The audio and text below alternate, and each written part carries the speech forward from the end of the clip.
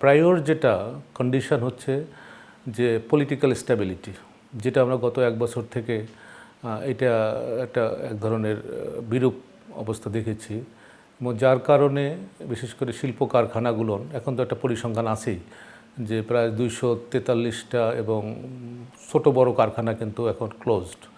একই সঙ্গে 1,29,000 শ্রমিক বোধহয় একবারে চাকরি ছাড়া আর কি, এবং অন্য অন্য প্রতিষ্ঠানে কিছুটা কাটছাট হচ্ছে আর কি।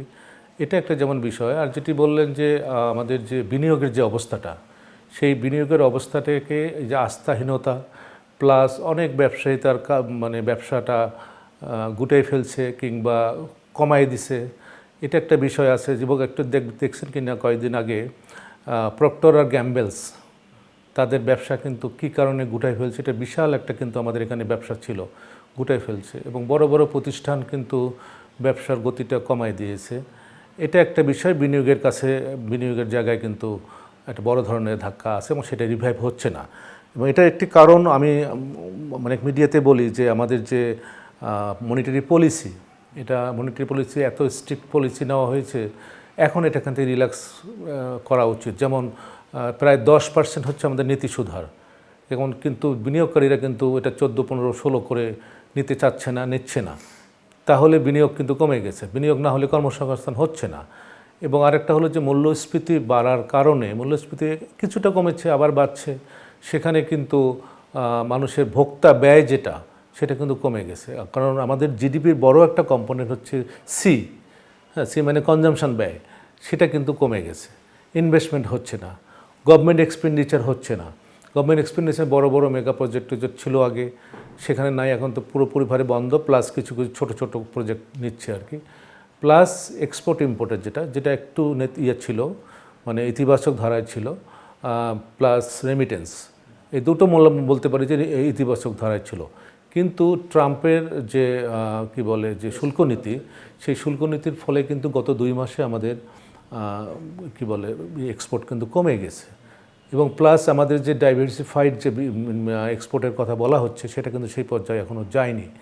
সব কিছু মিলে যে আমাদের এই যে গত বছর যেটা 3.69, তবু যে আমরা একটা গ্রোথের জায়গায় আছি, এটার জন্য একটা থ্যাঙ্কস গড।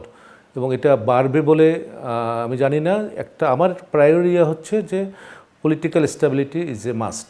সুতরাং এটা হলেই হয়তো দেশি বিদেশি কিছু বিনিয়োগকারীরা আস্থাটা ফিরে পাবে। যেগুলো সংস্কার হচ্ছে, কিছু কিছু কাজ দিচ্ছে, যেমন আমাদের ব্যাংকিং সেক্টরে কিছুটা হলো। এনপিএল কিন্তু একটা বিশাল অবস্থা, এটা কিন্তু আমরা পৃথিবীর মধ্যে বোধহয় এত মানে বড় একটা ফিগার, সেটা যে 6.67 লাখ, অর্থাৎ 6,67,000 কোটি টাকা কিন্তু আমাদের এনপিএল। এই এনপিএলকে রেখে কিভাবে আমাদের আর্থিক খাতকে সংস্কার করবে, এটা নিয়ে একটা ব্যাপার আছে। আর যেটা হলো যে আমি বুঝি না যে বর্তমান যে সংস্কারগুলো হয়েছে এবং সেটার প্র্যাকটিসটা শুরু হয়নি এখনও, হয়তো সময় হয়তো লাগবে। তবে পিএমআই দিয়ে বোঝা যাচ্ছে যে একটু কিছুটা হলো যদি আস্থা ফিরে আসে, তাহলে মানুষ তাদের উৎপাদন কাজে কিন্তু মনোনিবেশ করবে। ঠিক আছে, রিজার্ভ বাড়ছে, কিন্তু সেটা কতদিন? কারণ গ্লোবাল ইকোনমির অবস্থা কিন্তু ভালো না। ওইসব দেশে যদি আবার মানে স্লো ডাউন হয়, তাহলে ইচ্ছে করলে রেমিটেন্স কিন্তু কমে যাবে। আমরা কিন্তু এখন মানুষ এক্সপোর্ট করতে পারছি না, কর্মসংস্থান কিন্তু এখন ওই দিকে হচ্ছে না। সেদিক থেকে আমাদের কিন্তু একটা সংশয় থেকে যায়। আর ওভারঅল যেটা বলা হচ্ছে যে রেমিটেন্সটা বা রিজার্ভ বেড়ে ডলারও কিনছে, আমি জানি না ডলার কেন সারা বিশ্বে, যেহেতু ডলারের স্লো ডাউন, ডলারের কিন্তু কমে যাচ্ছে, সেখানে আমরা ডলার কিনছি, এটা কিন্তু আমি বুঝি না।